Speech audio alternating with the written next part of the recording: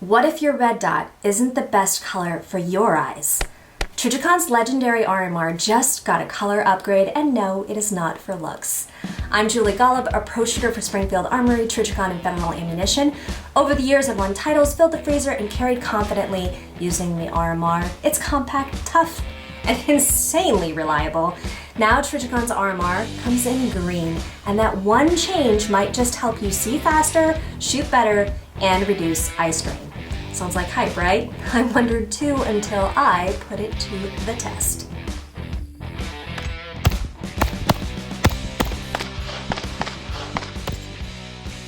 The RMR is the workhorse of the reflex dot market. And the most important feature that I look for in gear is reliability. That's why this dot has these little ears.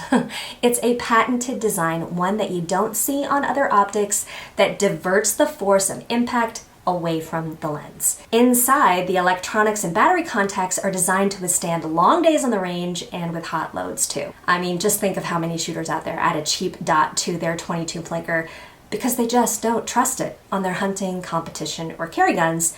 Those optics just aren't built to last or run the same, or work well on the slide of a 9, 40, 45, or 10 millimeter. I could dive much deeper into all the features of the RMR, but this light compact dot has been around for a long time, and its reputation in use by law enforcement, military, and civilians is well known. The big news here is how the RMR is available in green. In this video, I'm going to talk about the science, the sentiment, and shooting, of course. I've also included chapters if you'd like to skip around, so check those out in the description below. Red is ingrained in our minds when it comes to dots. We even use the term RDS, red dot sights, when we talk about these optics. And the vast majority of dots are red. When I look at my own experiences with dots spanning 30 years now, I completely confess to questioning whether there's anything to switching from red to green, especially considering my vision, which is pretty good. Get into that more later.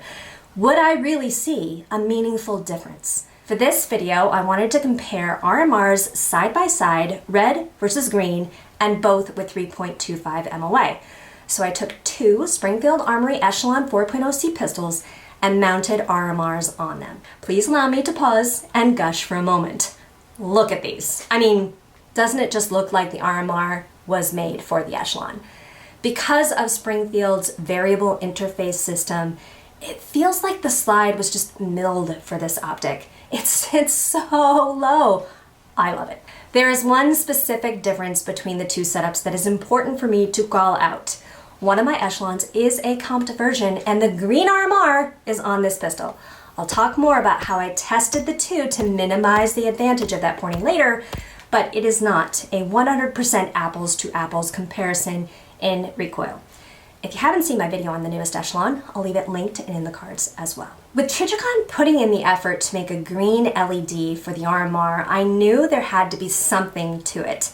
One of the things that you'll notice when you visit Trijicon's website is how their optics technology is centered around what they call the science of brilliant. It's the company's commitment to innovation, craftsmanship, and durability. Trijicon's ACOG, VCOG, and RMR exceed military and law enforcement testing protocols. That's in Alaska to Africa temperature shock tests from -20 to 140 degrees Fahrenheit. They perform zero, drop, shock and vibration, and immersion tests too. Side note, there's even a case where an RMR survived a truck fire. And I will share that link to the testimonial in the description below, but yeah, talk about impressive, right? Back to the color change, humans do actually have a thing for green. For starters, blue ranks top in our favorite colors, fun fact, but green comes in second. In learning about this new optic, I discovered how humans see the color green differently. I have an article for the Armory Life that dives deeper into the light spectrum and specific wavelengths if you want those stats and details. That's also linked. But the simple version is how the color green lies in the middle of the visible light spectrum, making it easier for the human eye to detect. We can also see differences in the shades of green better too. Think about it. If you live anywhere where you have a lot of green vegetation or even if you look at a photograph with a green field with green trees in the background, you'll see many different shades. Darker and lighter, softer and more vivid, greens with blue undertones, others with yellow. The chlorophyll found in green plants reflects and absorbs green light right where the human eye is at its peak sensitivity. That ideal wavelength is also where Trijicon engineered its green LED. The wavelength of the green dot isn't just easy on the eyes, it helps reduce visual strain. The RMR's green dot lies in that sweet spot for our vision, and that means a green dot can appear brighter than a red one. As a result, you can see your dots sooner and hence get on target faster. The green dot can also be seen at lower brightness settings. That prolongs the already impressive battery life. All big wins. Green outperforms in ideal conditions, but the science also supports that we see green in bright conditions and more challenging visual scenarios too. That means you'll see your green dot when it's bright and sunny. In low light, the vivid contrast between the dot and the backdrop is improved. And when it's hazy, misty, or foggy, unfortunately, I didn't get a chance to test it in these conditions, but Trijicon's green dot's optimal wavelength becomes less scattered in these conditions. So whether you're hitting the range early on a foggy day or you're in the stand where lighting and moisture in the air make it tough to see, green is going to be better. According to Trijicon and the science, green can help the shooter maintain clarity and visibility no matter the target. Where green really shines is in how the RMR in green is a problem solver for a huge number of people. I never realized how prominent colorblindness is, but 1 in 12 males and 1 in 200 females are affected by it. Of those, the vast majority of the estimated 300 million people who are colorblind are red-green colorblind. At some point in your life, you've probably taken a colorblind test, those little circles of different colors with the numbers in them. If you haven't, you can take one of those online. And fun fact, September is Colorblind Awareness Month. In that test, the differences can seem so obvious, like black and white really. But even for people who aren't diagnosed with color blindness, some of those color combinations are more difficult to make out. For people who are red-green colorblind, a green dot may be the only usable optic option.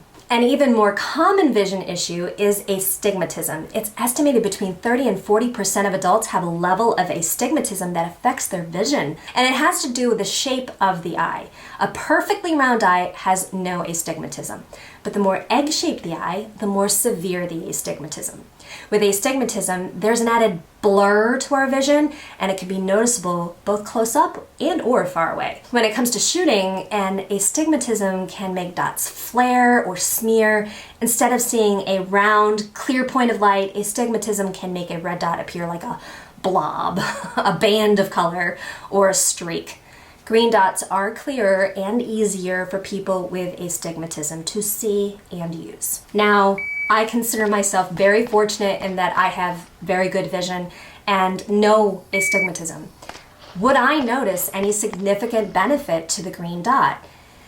And when I think back to matches that I've shot over the years, I think of those competitions and stages that deviated from the typical white steel targets and the tan cardboard.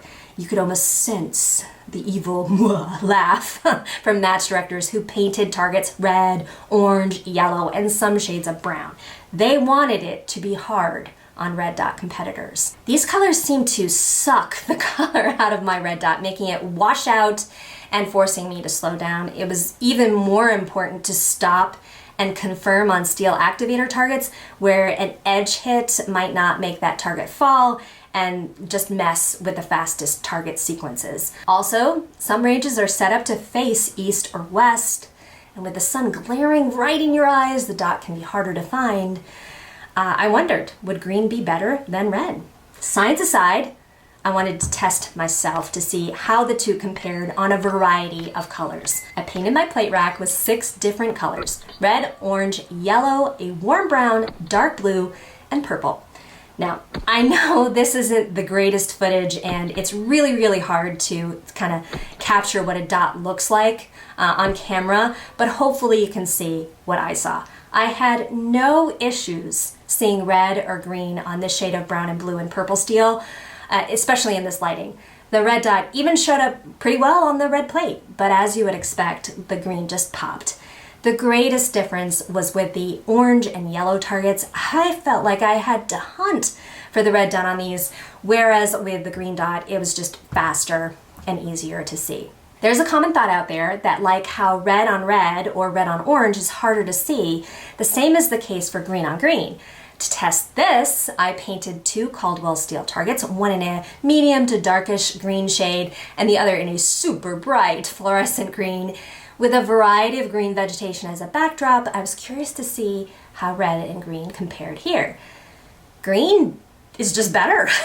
It showed up great on the dark steel and it was easy to track in the target transition through the green vegetation. Now I knew that that neon green target would be a tough one for both dots. I could pick out the red thanks to the color contrast, but green appeared almost white on the brightly painted target. I would say they were equal, at least to my eyes. Target presentations are one of the best ways to see how fast you're seeing what you need to see to get the dot on the target, so I spent a lot of time focusing on those. I just added these RMRs to the pistols, and I'm also new to the Echelon, so I knew that I need some warm-up time to get a feel for the angle, the dot, the trigger, all that.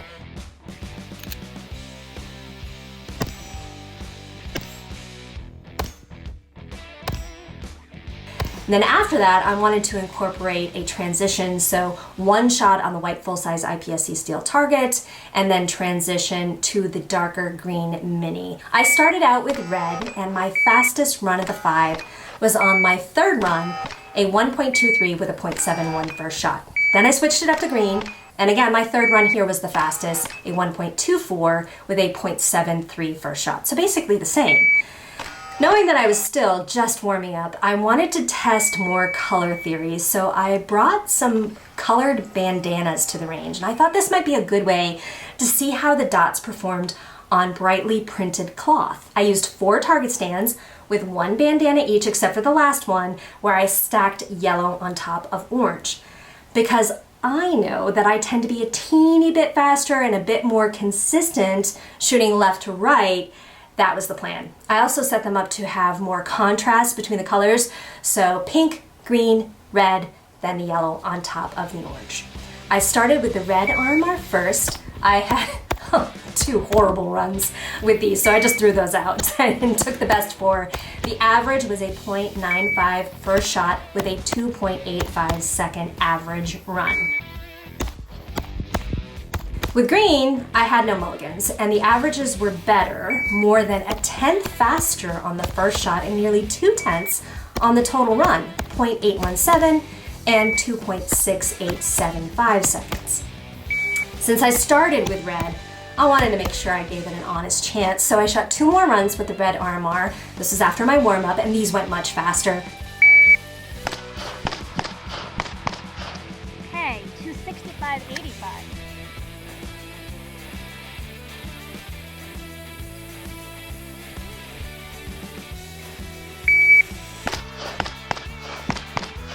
Okay, 248.79.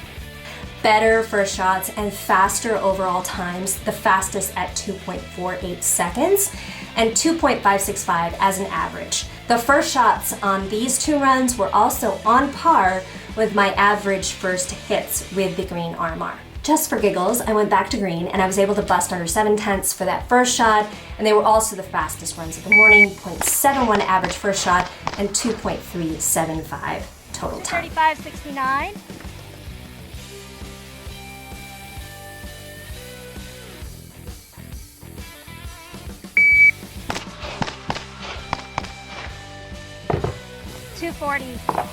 One last variation with the bandanas, and again, because my green RMR is on my Echelon 4.0C comp, I made it a point to stick to transitions. 1 shot per target. I didn't want to have any sort of advantage with multiple shots in a single target. It was a lot of back and forth here. Pink, orange, green, yellow, and red. I think the hardest part of this little course was all of the distracting colors with the rainbow colored plates, the white steel in the middle, and then just the different hues of the bandanas. It definitely upped the difficulty level, at least for me. I also switched things up and started with green first this time. So the first runs that you see are going to be with the 4.0C comp. with the Trijicon RMR Green, not red. All right, that's the standard. 365, 80 first shot.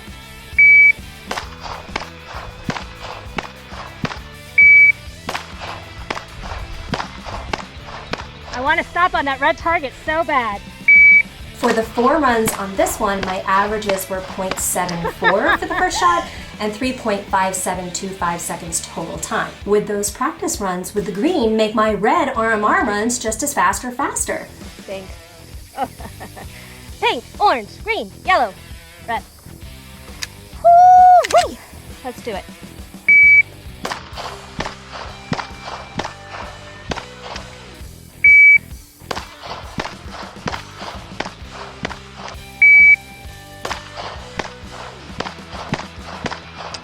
Not only did I have a bigger difference in the best and worst times, the average first shots with red was 0.8725, more than a tenth slower, and the average total time was 3.625, also slower. I switched back to green for one last run and had a 0.81 first shot and a 3.55 second run. Pretty interesting, isn't it?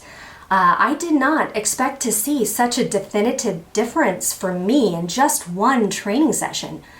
Honestly, I'm on green SROs, MRO HDs, and RMR CCs now. I gotta say, I also love how the RMR sits on the Echelon slide. And even though you have a smaller window than, say, the SRO for competition, this gun and optic combo just feels so natural and instinctive. It's super impressive. With the RMR, you get a tried and true, proven, reliable and durable optic that's easy to zero, and engineered, machined, and assembled in the great US of A. It's versatile, it's dependable, with a 2-year battery life, always on. The new RMR in green doesn't just offer shooters with vision challenges a better option. If you're in the market for a truly rugged optic, it's well worth checking out. Green isn't just a color change. It could be a game changer for your shooting. Let me know in the comments below what you think. Are you team red or are you team green? As always, thanks for tuning in. The like and subscribe buttons are there if you want to tap them. I'd appreciate it. And until the next one, be safe, have fun, and live your life fully loaded.